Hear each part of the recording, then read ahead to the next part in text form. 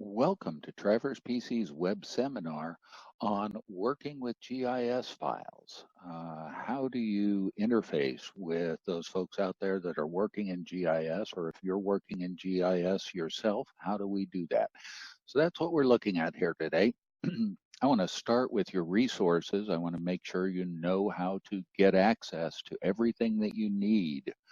So we're going to come here to the Tasks Manager, and we're going to go to the Member area. Now, the Member area, you do have to be logged in. If you're not already, you do have to log into Traverse PC to access this. Once you're here, there's a lot of stuff available to you right here. But what we're looking at, what we're interested in right now is the Learning Center. So if we go to the Learning Center, this gives you access to a lot of resources, including the Traverse PC user forum, where you can talk to people anytime, day or night, weekends, holidays, you name it. Maybe get help from other users or from us here at Traverse PC. So be aware that this is here. Please take advantage of it. Now, today we are specifically interested in GIS. So if we come up here, you see all the various tabs with various topics, and here's GIS. All of the tabs work this way. I click on the tab to get to the top level for GIS. All right, it gives me a quick video on GIS in Traverse PC, but then it also gives you access to the customer area GIS Learning Center. If we click on this, this takes us out to a specific customer area Learning Center. You have to be a customer in order to access this. You're going to have a lot of other information, other things related to GIS down in here that are not available in the regular Learning Center. So a lot of things down here, and you can expand various sections. So you can go take a look at importing and talk and get a lot more information here. Right now, let's take a look here. Let's pull up this help topic. So this is a help topic on using GIS. And in this case, we are looking at shapefiles, SHP files, file type created by Esri for GIS. And we're going to take a look at that here. So what are shapefiles? They store non-topological geometry and attribute information for GIS platforms. And what are shapes themselves? The shape files include these various shapes. They include, in our case, we're able to support polygons, polylines, and points.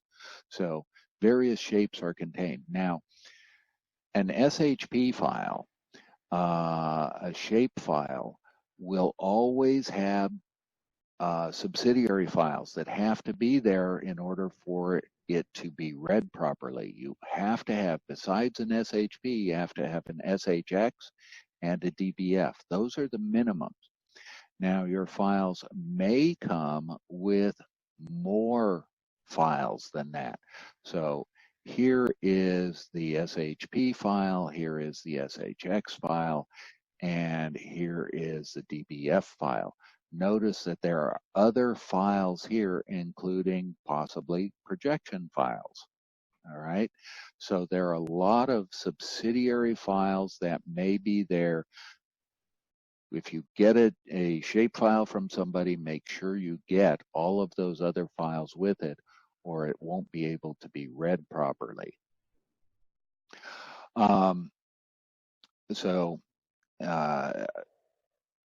Traverse PC is able to both import and export shapefiles, and using geodetic, or projected, just coordinates, files. So we support both. So be aware of that as well, because it will affect how your data works. All right. So a lot of information here, a lot of linked information here. So be aware of your resources that are available to you from the member area and the Learning Center. And we got there via the Tasks Manager right here, the member area. Okay, so let's see how this works. So what I have here, I have a file. This is just an empty file. It doesn't have anything in it other than a blank drawing, no points, no traverses. It is set on a coordinate reference system. It's set on the Oregon South N8083 coordinate system. So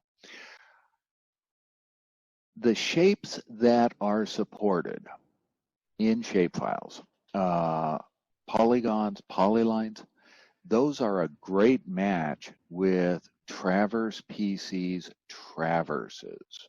All right. So each individual shape can create a traverse for you when we import, depending on how you import. So we're going to be taking a look at that.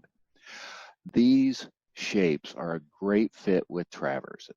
Just works very well.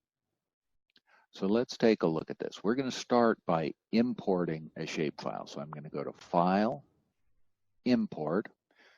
As always, the very first thing you're going to do, you're going to set your file type. In this case, we're going to import Esri shape. You always have settings available. So you might want to check, make sure the settings for your file type are set the way you want. All right. Then we come down here and we need to find our shapefile. So I'm going to go to Browse, and here's my shapefile. Now notice it's not showing all the subsidiary files here. So if I'm just looking here, I'm not going to see all those files. I'm just going to see the one that Traverse PC and the user will interact with directly, and then the subsidiary files will be pulled in as needed. I'm going to go ahead and choose Open. And then right here, we have a preview button. So I can come over here, click on this, and if I have a program that is associated with shapefiles, I can preview that in that program. Now, I don't have ArcGIS or ArcMap or anything like that, so I've just opened it in Bentley View. If I zoom extents on this, this is what the shape file looks like. You can see all the shapes that are in it, all the polygons that are in this shape file. All right, so it gives us an idea what to expect when Traverse PC brings this in. So it's always a good idea to preview before importing, and definitely after exporting if you're going to send it to somebody. Let's go ahead and import this and see what happens. So the very first thing is that Traverse PC gives us a notice that this is going to create 117 traverses. All right. We're going to let you know how many traverses will be created, because you could have some shapefiles that have millions of shapes in them. Well, you might want to deal with them a little bit differently than we would deal with this. 117 shapes for what we saw. Yeah, sure, that should work. I'm going to go ahead and say yes, and Traverse PC reads that shapefile, imports it in, and there we go. Let's go ahead and close this. And what we see now is that we now have a bunch of different points. Notice we've got latitudes and longitudes for these various points. We also have the traverses that are created for each of these shapes. Let's see how this looks. So I'm just going to set all of the tags.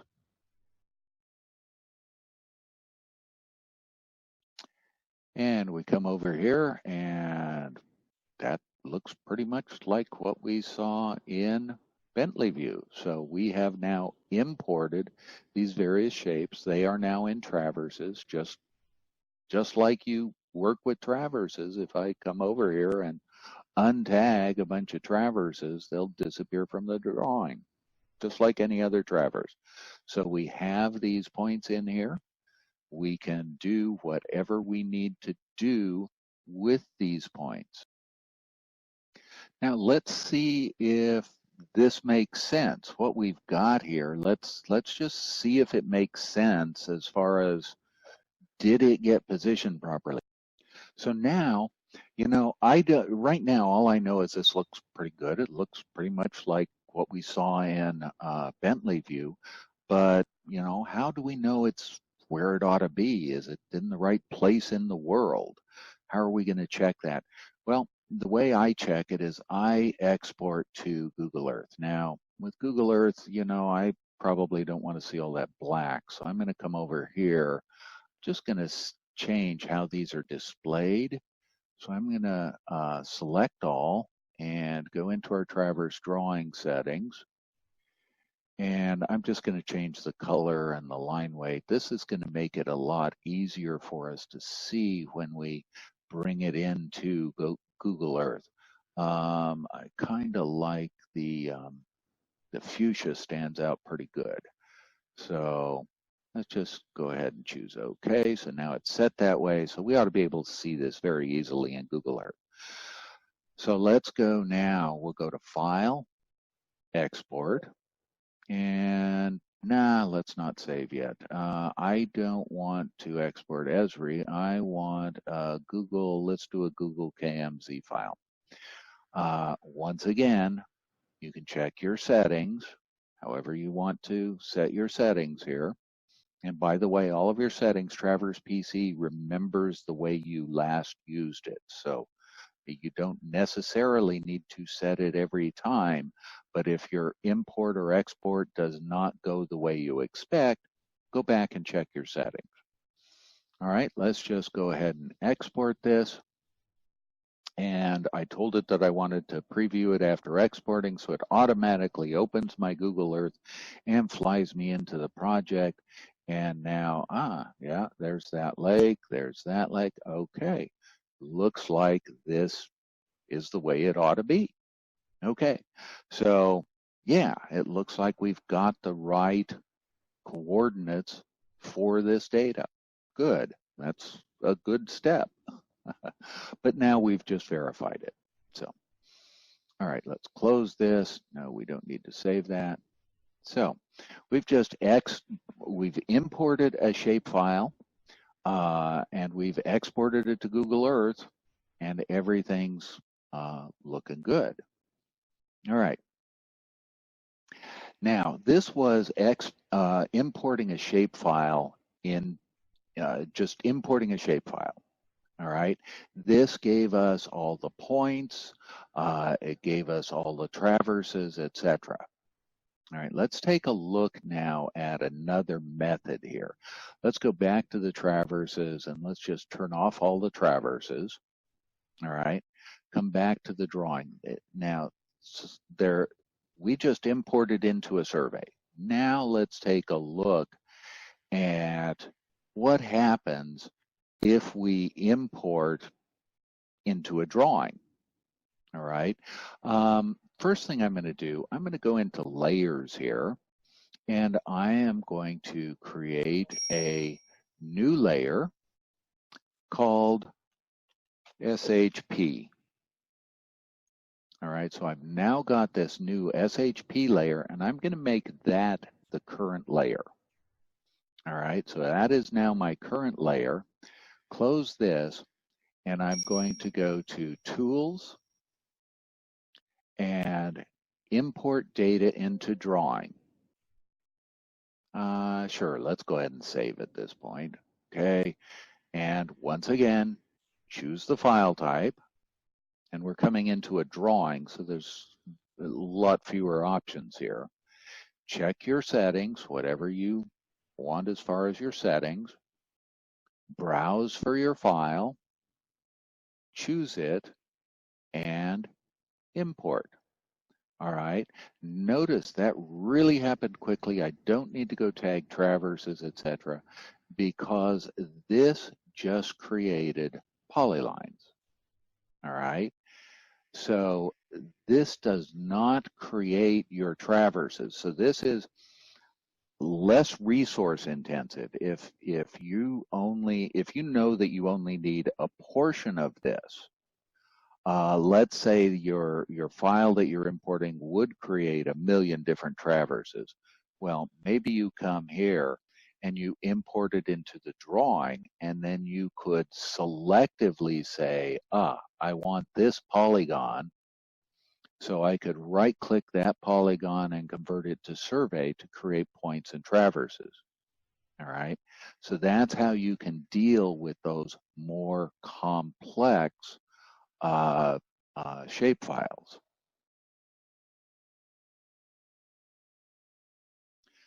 All right, let's take a little bit deeper look at coordinate systems. We already talked about this a bit, but let's now talk about coordinate systems. Traverse PC, as we stated earlier, Traverse PC supports both geographic and projected coordinate systems. And it does this with or without projection files. If you don't have a projection file, well, if you do have a projection file, Traverse PC is going to use it. If it doesn't have a projection file, it'll take a guess as to whether it's geographic or not. And it will ask what you want to do. And if you tell it that it is geographic, it'll convert it it'll transform it to the geographic coordinates as you bring it in. Now, if a projection file is present for the shape file, Traverse PC will use it or ask you if you want to use it. If you haven't set a coordinate reference system, and if there is no projection file, Traverse PC will ask you to set the coordinate reference system for it. So now, if the incoming file, if its projection file does not match your coordinate reference system that you've already chosen, remember we chose Oregon South for this one, if it doesn't match, that's okay. Traverse PC will use that independently of the coordinate reference system you have chosen. So it's not a problem there. And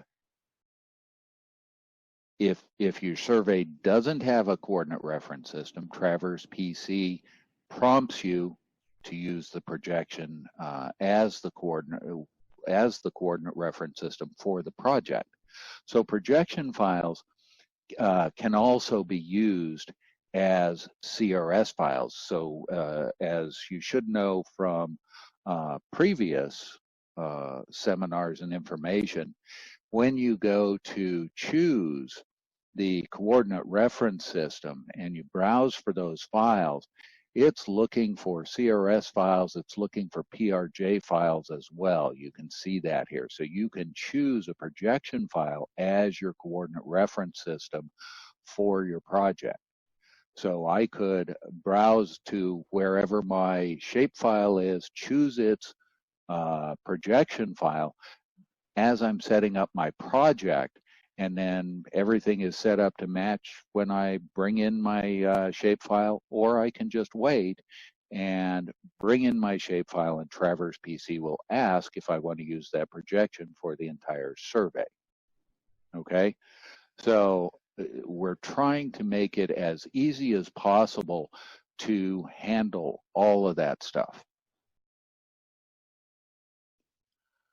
Okay, let's take a look now at exporting as a shapefile. Let's start. I'm going to turn off this this imported shape layer, and I just want to display our traverses. So I'm going to come in and tag all of our traverses. Okay, so this is what our traverses look like. I want to be able to see them as we go forward. So let's take a look at exporting to a shapefile. First of all, I will go to File, Export, and I'm given an opportunity to save my file. Let's go ahead and save it at this point. And then the very first thing I need to do is choose what to export. Do I want to export the entire survey? Do I want a specific traverse? Do I want all the tagged items? Do I want the entire drawing? Traverse PC makes a guess as far as what we want, but we need to verify that that is correct. So we'll take a look at this and, oh, let's say I want some certain traverses rather than the entire survey or that traverse or the all tagged traverses, etc. I could come over here to the traverses manager and I could say select certain traverses, and Traverse PC says, he probably wants to export those selected traverses.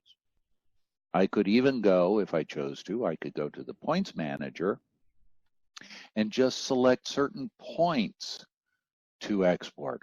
He wants to export those points. But the key thing is I want to make sure that I have told Traverse PC what I want to export. All right. So what I want in this case, let's just export all the tagged traverses. We're going to export an Esri shapefile. Once again, you're going to choose what kind of file you want to export. Earlier, we exported a Google KMZ file so we could see if we had the right, if it lined up with the real world, and we saw that it did. Now we're going to export an Esri shapefile. So we know our coordinate system is looking good. Now we're going to export Esri shape. Let's take a look at our export settings. Now I can export points or polylines. If I want both, I would export 2 separate times. Do I want it to have elevations or not? And do I want to preview it? In other words, pop it up in my case, Bentley view after I've exported it so I can see what it looks like. All right. And what coordinate system are we using?